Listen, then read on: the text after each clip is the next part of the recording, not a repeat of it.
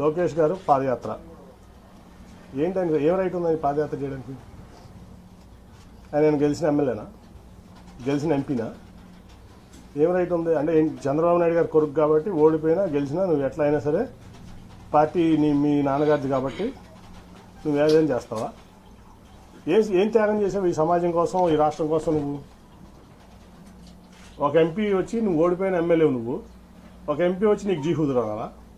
గెలిచిన ఎంపీ, యాంటీవేవ్లో గెలిచిన ఎంపీ నీ యోగాలో నేను పాల్గొనాలా? ఎట్లా పాల్గొంటాను? ఏం ప్రోటోకాల్తో పాల్గొంటాను? నువ్వు ఆఫ్టర్ ఆల్ ఓడిపోయిన ఎమ్మెల్యే నా ముందు. ఆఫ్టర్ ఆల్ పార్టీ రిసోర్సెస్ వాడుకున్నావు, పార్టీ ఇన్ఫ్రాస్ట్రక్చర్ వాడుకున్నావు, మీ నాన్నగారి పలుకుబడి వాడుకున్నావు, మీ తాతగారి పలుకుబడి వాడుకున్నావు, అన్నీ వాడుకుని నువ్వు ఓడిపోయావు. నువ్వు నాకు రూపాయి డబ్బు ఇవ్వలేదు, నువ్వేమివ్వలేదు, నేను గెలిచా రెండు సార్లు.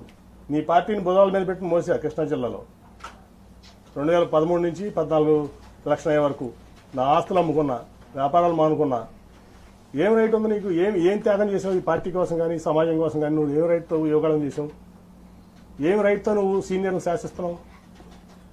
ఏం రైట్ ఉందా నీకు? ఓ 10 సార్లు ఎమ్మెల్యే చేసావా? 10 సార్లు ఎంపీ చేసావా?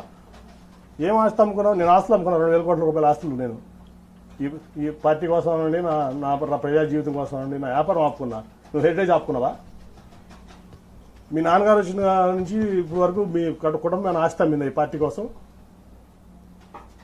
ఏం త్యాగాలు చేశానని నువ్వు యువకులను చేస్తావు? మమ్మల్ని ఎట్లున్నామంటావు? ఏం రైట్ ఉంది నీకు? సార్